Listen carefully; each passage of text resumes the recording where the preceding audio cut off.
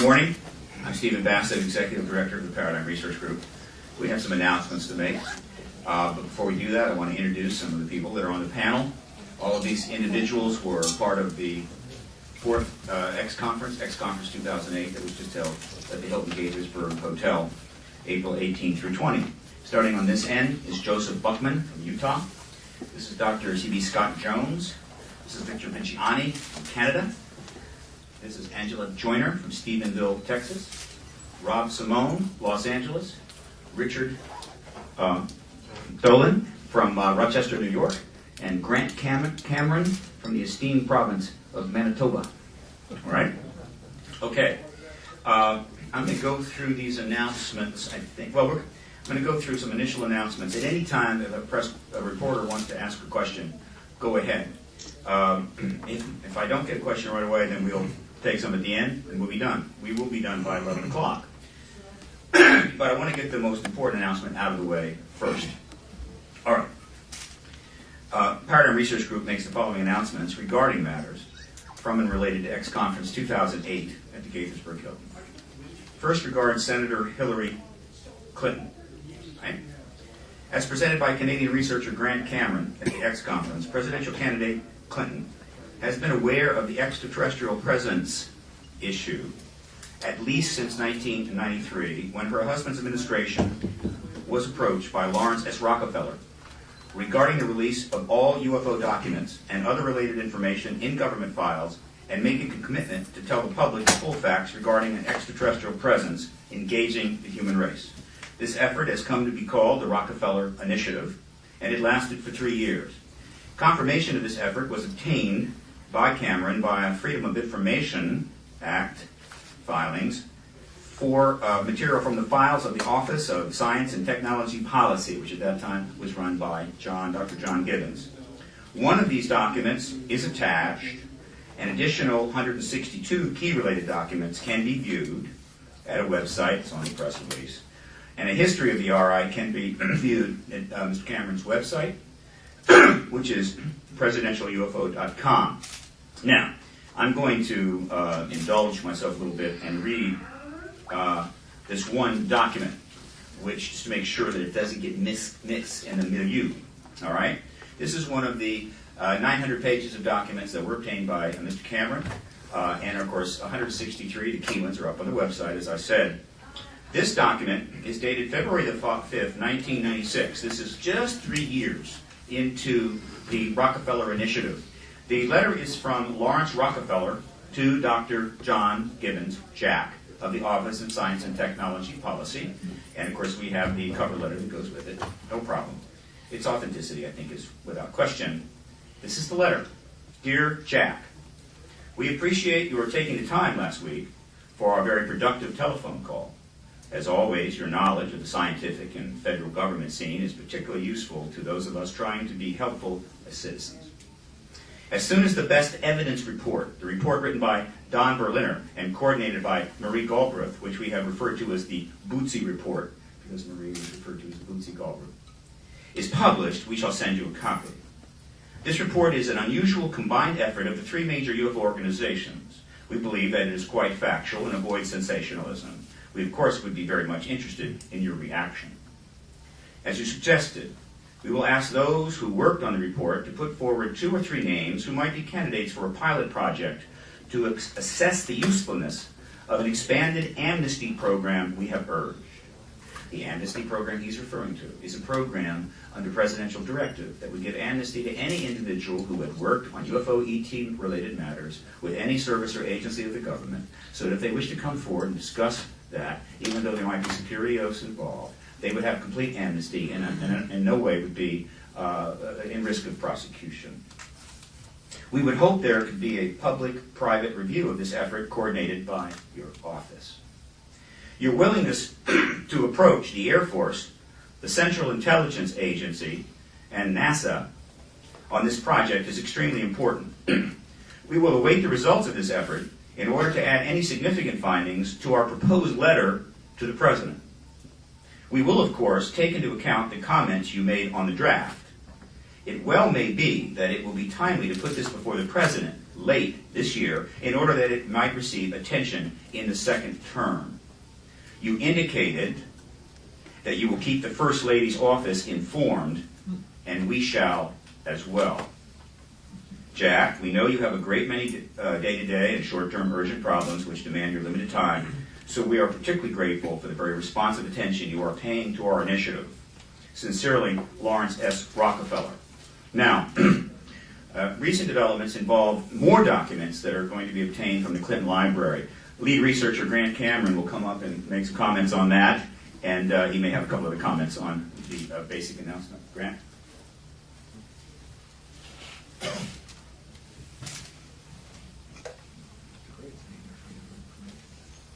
Okay, there's actually a second document which I guess wasn't distributed, which people can get from me, or we can email it to them. This is a document from the same year.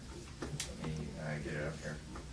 This is a letter from Henry Diamond, who was Lawrence Rockefeller's lawyer, and this is to Jack Gibbons, the President's Science Advisor, dated November the 1st, 1995. And I'll just read the first paragraph. It says, "Dear Jack, attached are a draft letter to the President which Lawrence has been discussing with Mrs. Clinton and her staff, and a draft report of the best available evidence about UFOs." Now, attached to that document was the draft letter, and the draft letter is titled "Lifting Secrecy on Information about Extraterrestrial Intelligence as Part of the Clinton Classification Review." So basically, what had happened is Lawrence Rockefeller had this letter that he was going to send to the President. He had various people helping him to edit the letter, and this document shows that Hillary Clinton was one of the people that helped him edit a letter to the President on ET disclosure. As to the recent developments, I have filed, based upon the 1,000 pages I got from the President's Science Advisor's office, I took all the names and combined with some researchers, have filed about 100 Free Information Act requests with the Clinton Library, and I've got about 600 pages now, which includes 450 pages on Area 51, which the Air Force has always denied exists, and a number of other minor files. The major files, 1,500 pages on UFOs, have not been released yet. There are some videos and some interesting footage that apparently has been processed. This has created a bit of a stir now because Judicial Watch has filed a lawsuit against the National Archives stating that the release of UFO files is a waste of the time from the Clinton Library, and they would rather have the Hillary Clinton files. The bottom line of that is I filed first, and the way it works at the National Archives is first come, first served. I have approximately 30,000 pages of material under review at the Clinton Library. Thank you, Grant. Okay, excellent. Okay, very good. Now I'm going to move to the next one here, and that is regarding developments in Canada. And the gentleman that will speak to that is Victor Vigiani of Exopolitics Toronto. Victor, thank you, please. Thank you, Stephen. I have a prepared statement to make. I'll read it, but I'd like to preface it by saying that the release it will be available on the website at Exopolitics Toronto later on today. This initiative that I'm going to be announcing is extremely significant. It's a civil society initiative to implement the 1978 UN General Assembly decision on extraterrestrial life and unidentified flying objects. 4 non-governmental organizations have launched a joint initiative to urge the implementation of a historic United Nations General Assembly decision concerning extraterrestrial life and UFOs. This was adopted on December 18, 1978. This year, 2008, marks the 30th anniversary of the UN General Assembly decision 33/426 that invited, and I quote, member states to take appropriate steps to coordinate on a national level scientific research and investigation into extraterrestrial life, including unidentified flying objects. The decision further invited member states to, and I quote again, inform the Secretary General of the observations, research, and evaluation of these activities. The 4 NGOs have sent letters to the individual leaders of the governments of France, United Kingdom, Mexico, and Brazil, requesting each to forward to the UN Secretary General details of the documents concerning UFOs each country has publicly released in the last several years. A letter will be sent to the UN Secretary General Ban, reminding him of the upcoming 30th anniversary of the General Assembly, Decision 33/426, and requesting with him a meeting to discuss the implication and implementation of this decision, and informing him of the recent observations, research, and evaluation concerning extraterrestrial life and unidentified flying objects. The main goal of the joint NGO initiative is to have the UN Secretary General take steps to implement General Assembly Decision 33/426. That is the end of the actual press release, and I do want to do something very important at this time, is to introduce to you a very significant individual who is among us today, who is supporting this initiative. And this individual is Ambassador John MacDonald. He is the leader of the Institute for Multi-Track Diplomacy here in the Washington, Virginia area. And in addition to a distinguished career as a lawyer, his work at the State Department and in the International Labor Organization met with great success. And he was twice appointed ambassador by President Jimmy Carter to represent the United States at various UN conferences throughout the world. And we will be available for any questions that you may have, both myself and the ambassador. Thank you. Appreciate that, Victor. All right, the next announcement is regarding a disclosure in peace development and other issues. This will be presented to you by Dr. C.B. Scott Jones, a gentleman who has an extensive career in military and intelligence operations and service of the national security of the United States.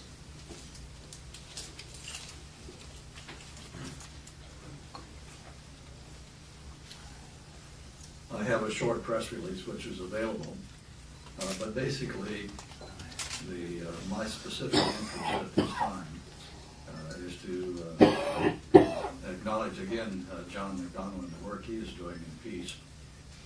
I run a small nonprofit organization that has dedicated itself to come up with strategies to engage the future leaders of the world during their college and university days.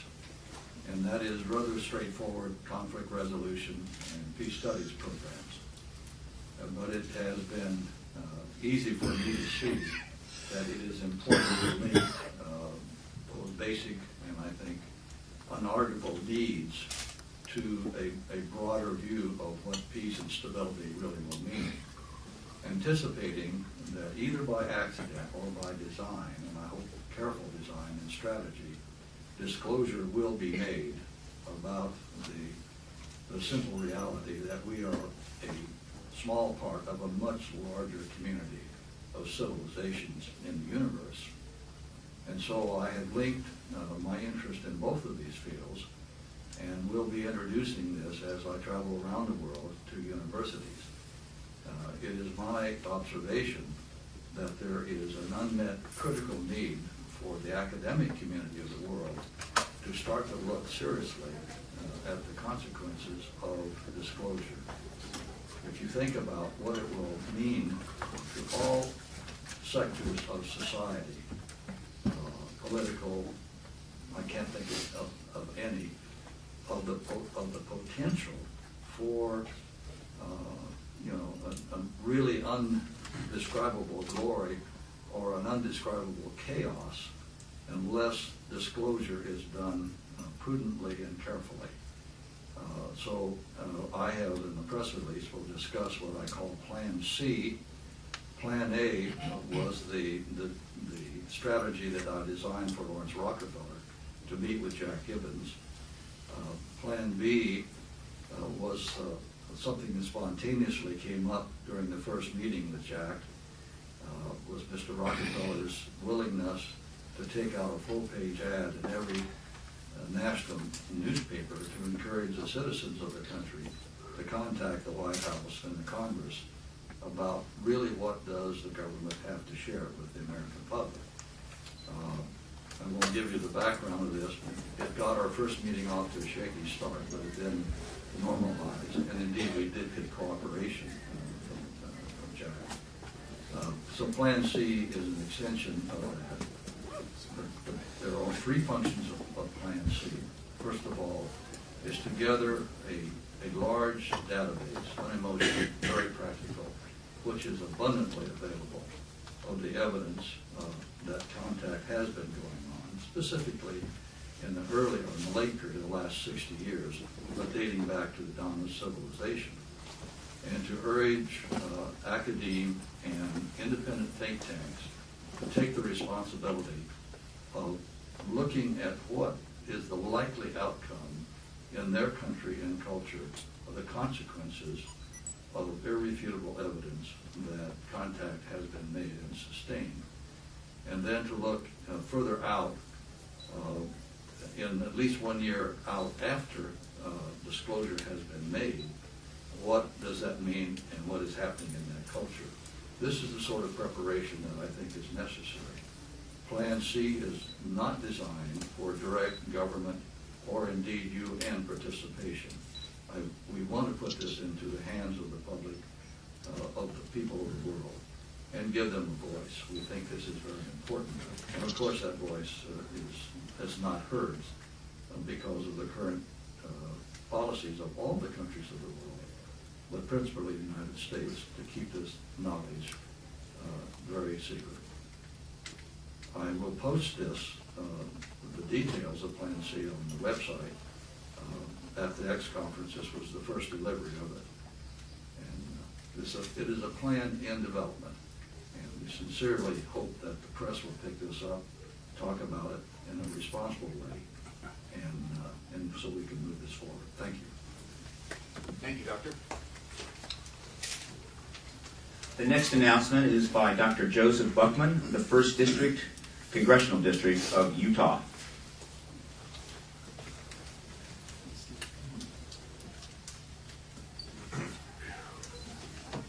I'm running as the Libertarian candidate for the 1st District of Utah. I'm here to serve as a representative of that district in Washington, D.C. For those of you who aren't familiar with the Libertarian Party, it is grounded on the principle, rather obvious and simple principle, that no human being has the right to initiate force against any other human being for any reason whatsoever, no matter how good it might seem at the time. I see a real intersection between that political philosophy and exopolitics. I doubt very much there are any Democrats or Republicans out there.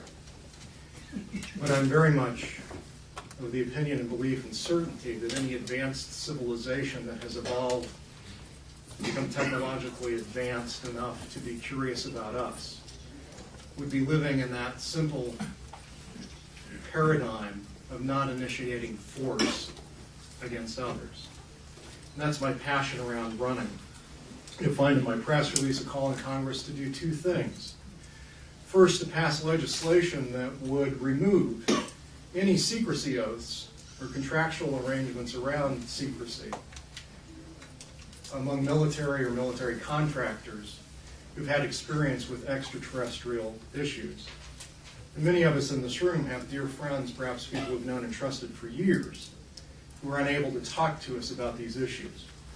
We have positions in NASA and the Pentagon, as do I. I'm convinced they're men of honor, men of integrity, and that once Congress would pass such legislation, they would be free to talk about an issue that they would dearly love to share with their families, their wives, and others. And then secondly, I'm calling on the United States Congress to hold open hearings, to invite these people relieved of these security oaths to testify openly. And thirdly, calling on Congress to reestablish its constitutional authority over the spending of this government, over the budgets, many of which that are hidden in black areas that are difficult to find.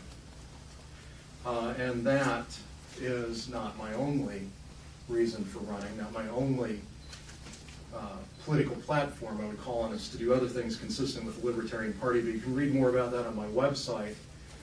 But this is a core issue, one about which I feel passionately. And Steve, I'd like to thank you for giving me this opportunity.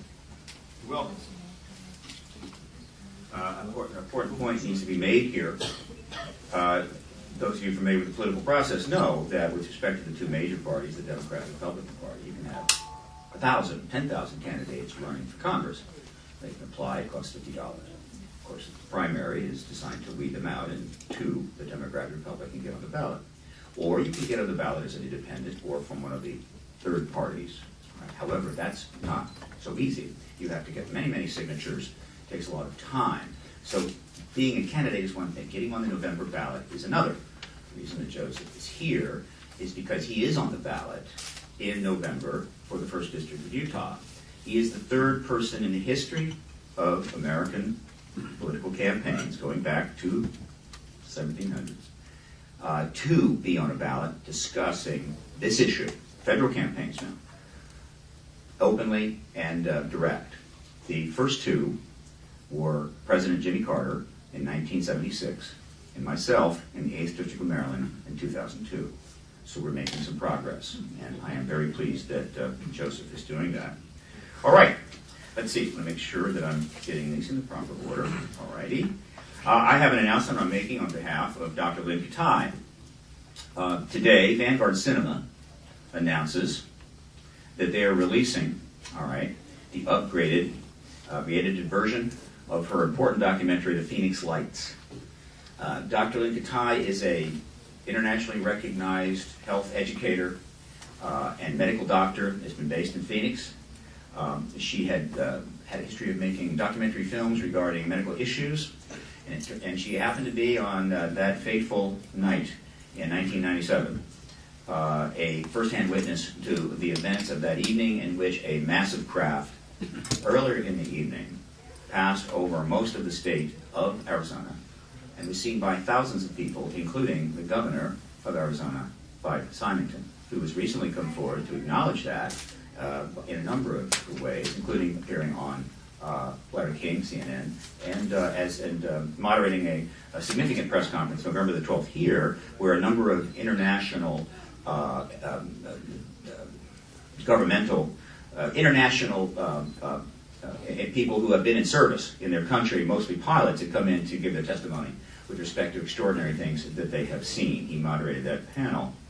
There were another event later that night in which lights were over the city for a very long time. Most Americans don't know there were two events. The second event is also very significant, but the first event was extraordinarily significant. This documentary, as Dr. Edgar Mitchell, the Apollo astronaut and the sixth man to walk on the moon, he said, a compelling and thoroughly documented account of the most bizarre and widely observed UFO event in modern times. We have a press release on that, which includes a copy of the newly released Phoenix Lights documentary, and we bring that to your attention.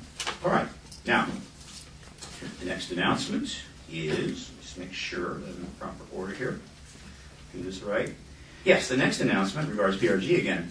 Today, PRG announces the launching of the Exopolitics World Network. We are essentially announcing a network of websites which will chronicle exopolitical developments within their respective countries and network with other similar sites worldwide. 10 countries are on board, with 2 pending, and PRG is seeking webmasters in 20 other countries to bring their sites online to create essentially a complex of sites. Exopolitics United Kingdom.uk, Exopolitics United States.us, Exopolitics Germany.de, Exopolitics Spain.es, and so forth.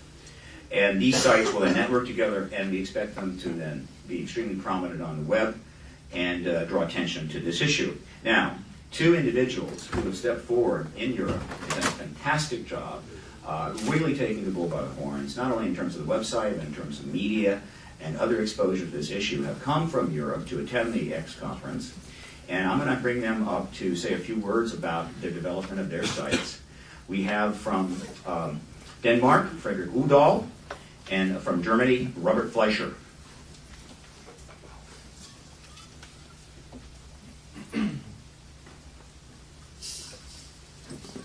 My name is Frederik Uldal. I come from Denmark. I live in Copenhagen. I have recently established the website extrapolitics.dk. And a lot of material I'm presenting is what we have here, lots of witness testimonies and material and information about new energy technologies.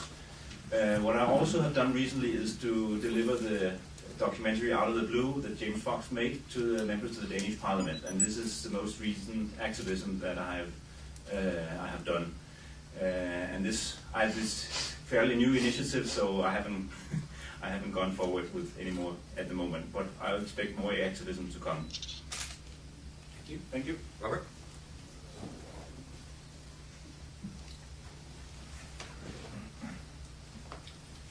Good morning. My name is Robert Fleischer. I live in Leipzig, Berlin.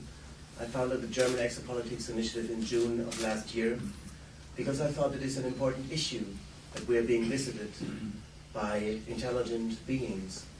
And I think this truth should not be withheld by the public. So far, our website has had more than 200,000 visitors. There is a huge interest in the German public. Also, mainstream media is approaching us, and we expect this interest to grow even more. I think we should all work together.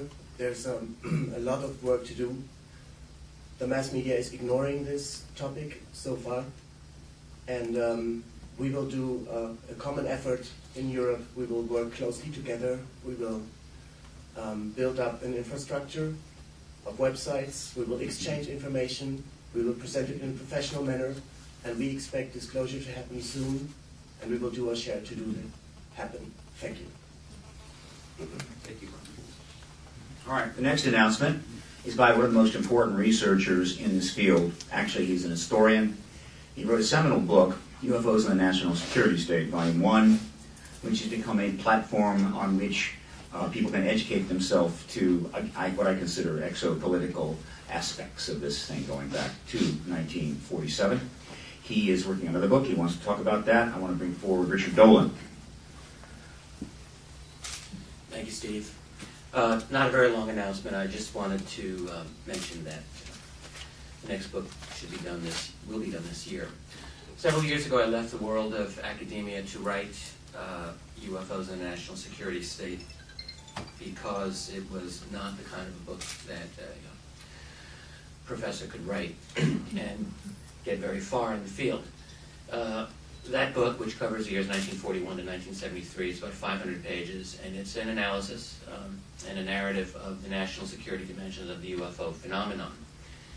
I'm happy to say that the second volume of this study will be done before the year is out. It will be the second of a 3-volume effort. So this next book will cover the years 1973 to 1991, very, very important 2 decades in the history of this. It will cover in great detail the key military encounters of the United States and many other nations during that period with unidentified objects, violations of airspace throughout that period, as well as an analysis of such policy as we can weave together from the documents at hand. That'll be 500 pages. The third volume, for which the research is finished, needs to be written, and that'll be another 500 pages. It will cover 1991 to the present day. So, in fact, it is my intention and my hope that the complete 3-volume collection will be about 1,500 pages and will serve as a permanent and reliable resource for researchers and activists alike who are interested in delving into this matter in a reliable way. Thank you. Our next announcement is by a gentleman who's been researching a number of aspects of this field, including the media involvement with the issue going back into the beginning of the century, beginning of the last century. Let me bring forward now Rob Simone.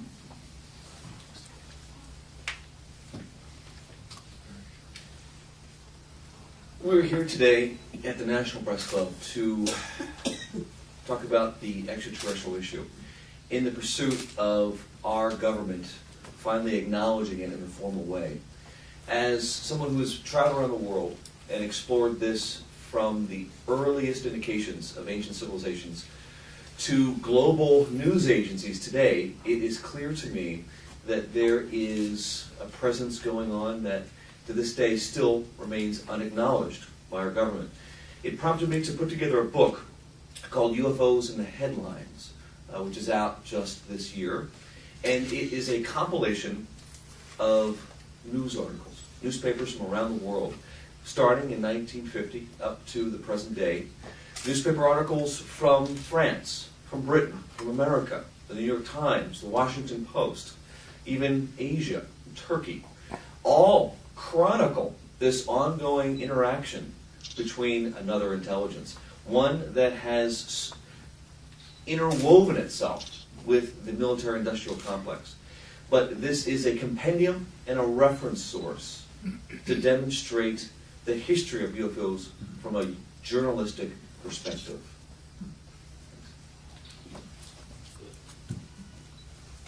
All righty.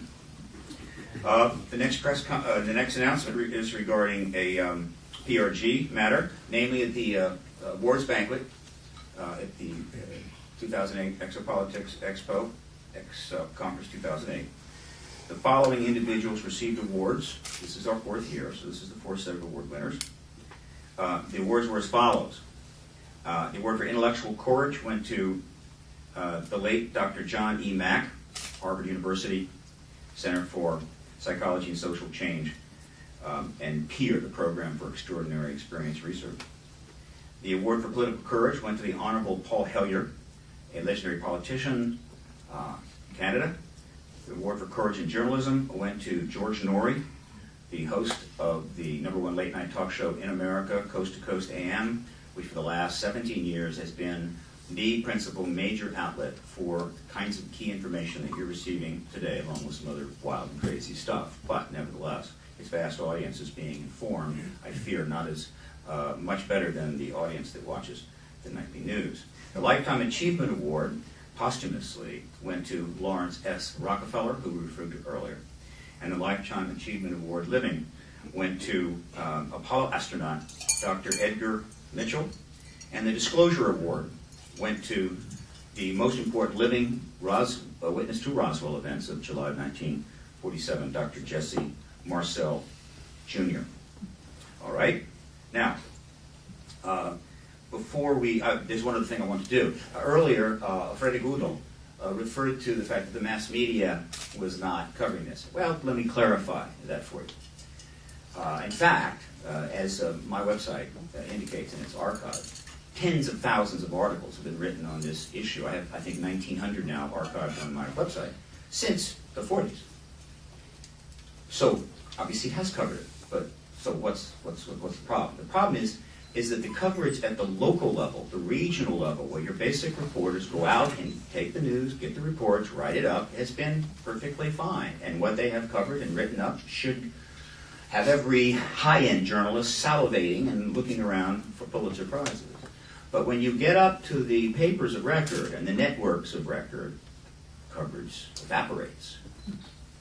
Or is, how would you say, highly problematic. This goes back since the beginning. So there is a gap, a major gap, and the American people need to find out why there is such a gap.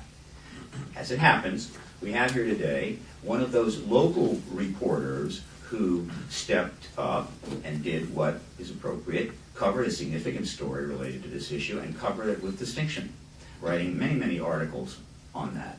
So that's why I invited her to come to speak to our conference. And what I'd like now is for her to step forward for a minute and introduce herself to the Washington Press Corps, just in case they need some tips on how to write this up well. Please welcome Angela Joyner of Stephenville, Texas, where we had a major sighting in January of this year, 60 miles from the Crawford Ranch. Hi, it's a thrill for me to be here. My message would be primarily for the journalists. I would encourage you to really take a hard look at these issues and report them as straight news, no tongue-in-cheek, because I think that's what it deserves. That's how I wrote the stories from Stephenville, and it seemed to get a lot of attention, and it seems to get a good message out there that we need to take this subject seriously. Thank you. All right, we have a little bit of time left, maybe a little bit more, depending upon whether the room has been booked for the afternoon session. So in our remaining time, we will take questions from anyone in the room at this point. Does someone have a question? All right. Yes. I have one question. Speak as loud as you comfortably I'm can. not particularly familiar with all your issues, but whenever I try to go on a website, the first thing which comes up is awfully black and with a terrible green color, and it scares me. And I wonder whether there's a reason for it. I do not say that everyone does it, but a lot of the websites are ominous somehow, and then I better get off the game. So I wonder whether you can give me a reason for that. I'm reminded of Marshall McLuhan's great book and his great line. It put him forever in history. The medium is the message. It's funny that you know where that comes from. Primarily, it comes from the X-Files, the single most popular show in history on the subject, right? And if you remember that show, they saved a fortune producing that show because they never turned the lights on, and they were always walking around in these little pen lights. They'd go to lunch, right? And it would be in the dark, and they have the pen light looking for the salad and everything. But and it is kind of interesting, and I can see why someone would say, "Why is it this way?" Well, I'll tell you why it's this way. Because essentially this issue is an issue because the government has made decisions, I think, they felt in the interest of national security, to go black, to put so much in the dark, in the basement, where Mulder and Scully would have to go with their little pen lights to see what is going on. They made it mysterious and secret. And this kind of reflects that back to the government. So when the thing is brought out in the light of day, I predict that a lot of the black in those websites will start to go away. Other questions, please? Yes, sir. What can the community do to form like a grassroots efforts to press the presidential candidates to open up a little bit about this topic? Very easy. And the candidates listen very careful, or very, very, very tuned to any input that comes in, generally, particularly when they're running. Any letters, particularly letters, handwritten, that go to a candidate's headquarters saying, "Why aren't you talking about this issue?" Or Dennis Kucinich, "Why did you tap dance so much when Tim Russert asked you that serious question? Why didn't you just answer it straight?" Or Bill Richardson, "Why didn't you answer Chris Matthews straight?" And then the media, send the media and say, "Look, people are not covering this issue. Why don't you cover it? This happened, that happened." Perfect example. Dana Milbank, who is the lead political columnist for the Washington Post, he's a big shot. He came and covered my X-conference press conference last year, and he wrote a full second page of the Washington Post. He covered it well. Now, he put his tongue in his cheek, which they sort of have to do, but the information was there, and I was damn glad to have it. It was wonderful. All right. Then on November the 12th, just a couple months later, is when the Coalition of Freedom of Information and James Fox put together a significant press conference here where they brought in pilots and generals and members of foreign militaries to speak to this issue and present their testimony. Fi Symington moderated that. And it was very powerful, and you can find it on the website, the November 12th press conference, Coalition of Freedom of Information, freedomofinfo.org. And Dan Milbank was there, and he saw it all. Testimony from pilots and high-level officials in a number of governments clearly indicating that there was an extraterrestrial presence. He didn't write that up. He didn't write that at all, you see. So we're here, and I'm going to continue to come back here, where there's a room dedicated upstairs to my good friend Sarah McClendon, and do this, and do this, and do this, until the political media in this country take a long read of their professional ethics and their role and what they're supposed to do, and take this thing appropriately. Next question, please. We okay? You sure? Nobody wants to ask a little bit more about Hillary Clinton? Oh, sorry, I didn't see you. All right. My question's for Mr. Payne. What type of documents are you trying to get disclosed? What is their goal? What are they like? Yeah, absolutely, please.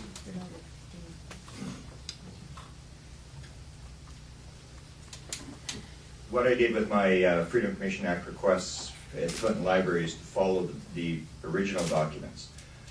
Correspondence between Lawrence Rockefeller and Hillary Clinton, correspondence between the President and Lawrence Rockefeller, to get more detail, because the documents I got were out of the Office of Science and Technology Policy, which is the President's Science Advisor. But there's a bunch of other areas. For example, there's 1,500 pages just on UFOs that are in another area. There's John Podesta's 50th birthday, which John Podesta was a big X-Files fan. So documents on John Podesta and the X-Files, his interest in the X-Files, the Area 51 files, because John Podesta had stated he phoned Area 51. This is the Clintons were involved in a lawsuit there.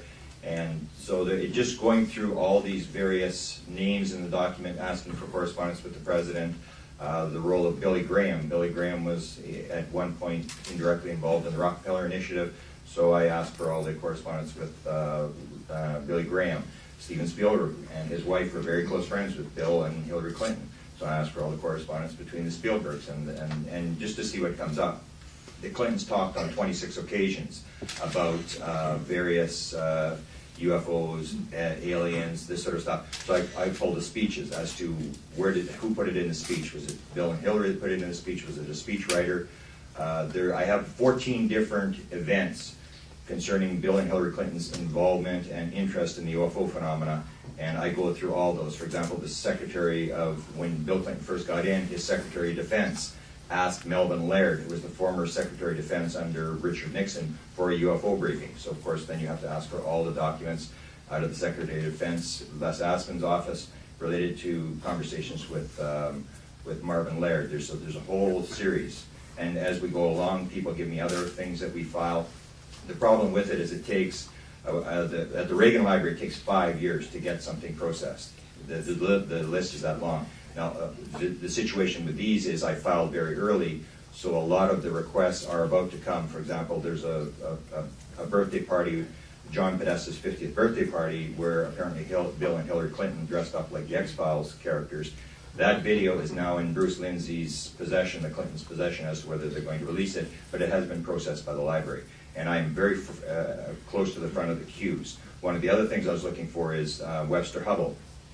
Bill Clinton asked Webster Hubbell, according to Webster Hubbell's 1997 book, Friends in High Places, that he was asked by Bill Clinton to go out and look at two conspiracy things, UFOs and the death of JFK. So I filed on both those issues. I tried to get the UFO files, but I also wondered why Bill was questioning the JFK assassination. So I filed for all documents in the Clinton Library on the JFK assassination. There are 3,500 pages. Now those will be released, I would say, shortly. Okay?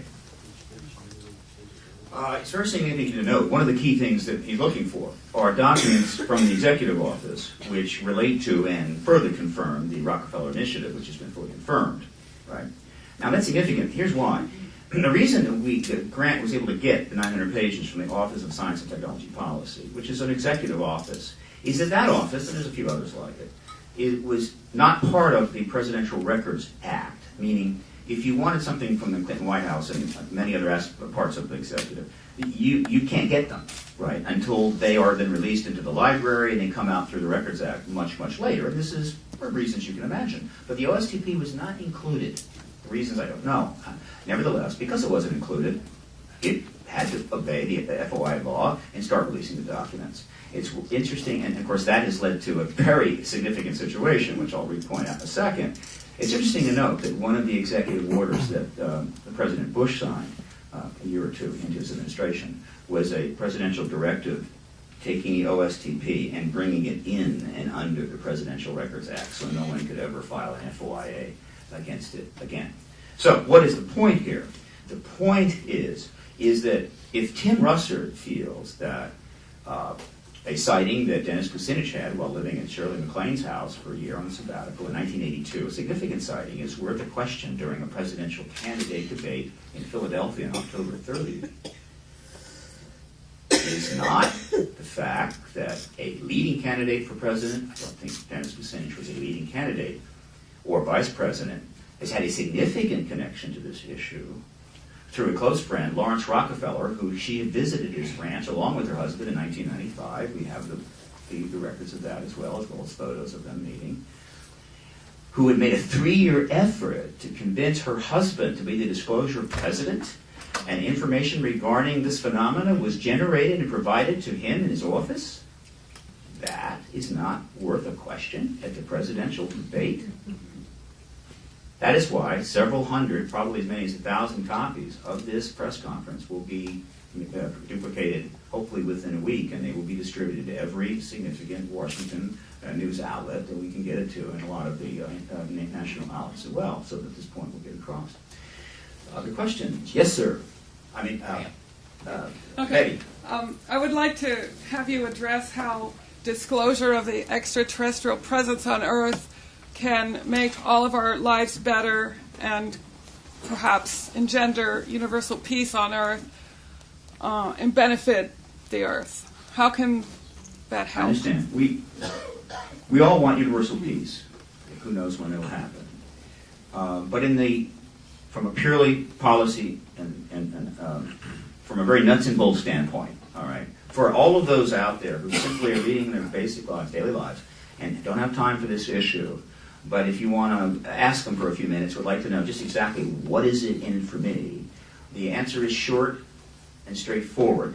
Though not everyone is on the same page on this. There are some people who are still not sure about this point. I am, so I will state it. Namely, that it is an extremely high confidence level, near certainty in my mind, that the government for 60 years has had alien technology from craft that have either crashed or been shot down. There's ample evidence for this, and that technology has been placed in research facilities out in the West, almost certainly in underground labs, where they have been working on it for years, and there's evidence that they have had significant success in duplicating that technology, even creating craft that fly in anaerobic fashion, right? There are two technologies here that we care about.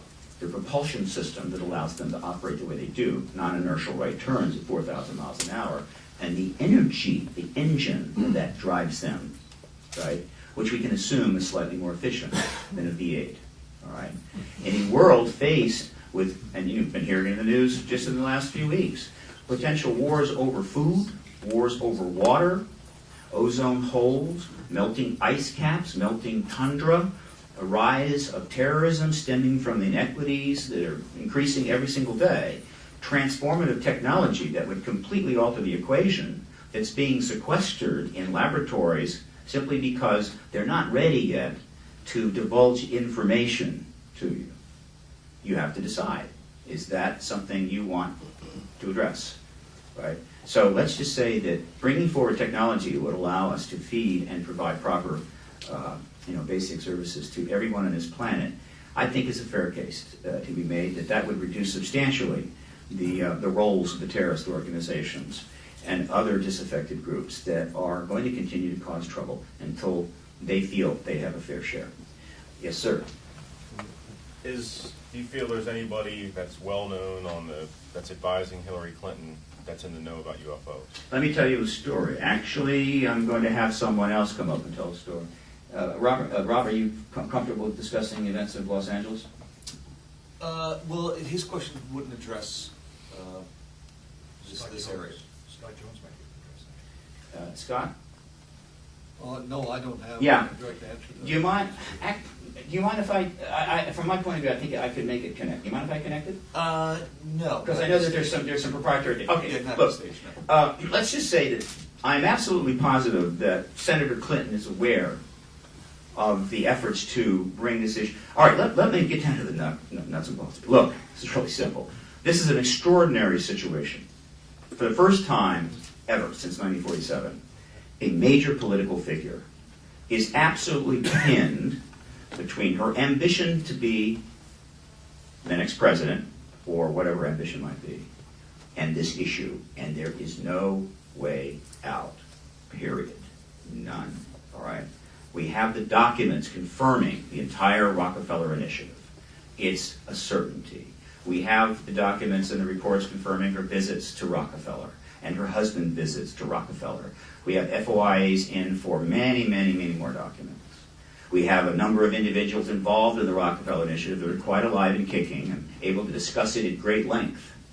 She is connected to this issue. There is nothing that she can do about it. And it's only a matter of time until some esteemed member of the news media decides that it's worth knowing what she thinks about the presence of extraterrestrials, or the fact that half of the American people, when they are polled, say that they think that extraterrestrials are here. That would be half of the American electorate whose vote she wants. That question is coming, and she knows it's coming. And in fact, she may have thought it was going to come that October 30th evening, but what happened was the question was given to Kucinich, and it was very much at the end of the debate, which I understand why Tim Russert did that. And there was a little bit of time, and he tossed it to Barack Obama, passed over Hillary. Barack knew that question was coming, had a very good response that would push it aside, and Hillary dodged that question. However, there are many debates to come, and so this is not over. I have put the word out that I'm more than happy to discuss with her or her representatives privately this issue and possibly have some sort of meeting of the minds to mitigate the situation. I'm not trying to punish her. I'm not trying to destroy her. I'm simply asking her to do what is appropriate for someone who aspires to be the leader of the nation. But this is not over. Very shortly, PRG is going to publish an open letter to Senator Clinton on this. It will be published in a number of internet magazines. It will be sent out to 10,000 news outlets. It will be up on the internet, and I will be discussing it on pretty substantial radio programs. So the message here is, look, there's a lot of complicated, important things going on in the world. And if you want to be the leader of a nation, you have to address them all, not just those that are comfortable enough and won't lose you votes. And that's true of her, Mr. Obama. It's true of Senator McCain and everyone else that's running. And ask yourself, how many candidates in your lifetime have you seen speak to an issue that is global and worldwide and massively substantiated? How many times you've heard a candidate even utter the word UFO? This is a kind of disconnect to reality. It's a violation of natural law. It's simply unacceptable. And any nations that go there in history are destroyed. When you separate yourself from reality as a state, based upon whatever propaganda you want to buy into or whatever ideology is put forward, if it's disconnected from reality, in due course, your state will be a pile of rocks. More questions, please. We're not being thrown out. Yes, Antonio Huneeus, a very important international researcher. Anybody in the panel who may want to address this alleged meeting that took place at the United Nations in February? I know it's a controversial issue, but... Yeah. Is there someone I can address it, or is there someone else has it? This is going around the internet. I have been contacted by somebody that says their meeting did take place, but it took place in Vienna. There's a lot of confusion here. We're trying to sort it out. It could be disinformation, but it's not inappropriate that the UN might do this, but we're trying to get to the bottom of it. If we get more, we'll obviously put out a press release. Any other questions? All right, folks. Can I add to this question? Then you need to step here. This is just a brief in relation to someone asked related to Hillary Clinton. Bill Clinton has been very open on this subject since he left the presidency. He has addressed it on 2 major occasions, didn't evade the question. In fact, one time the question had nothing to do with UFOs. In 2005 in Hong Kong, Bill Clinton openly stated that he had tried to look into the Roswell and the Area 51 mystery, and that he was not able to get anything, and then he stated very dramatically, I'm probably not the first president they kept in the dark, or that bureaucrats tried to wait out. About 2 months ago on a radio show out of Nashville, while campaigning for Hillary Clinton, he again stated that the Roswell was a very important issue, that he tried to go after it, he got the documents, he read all the documents. Bill Clinton does not avoid this issue. He'll openly admit he's very interested in this issue, and so he might be another person to approach and get more details on what Hillary's role and his role were in the Rockefeller Initiative. Before we close, I could add that John Podesta, very quickly.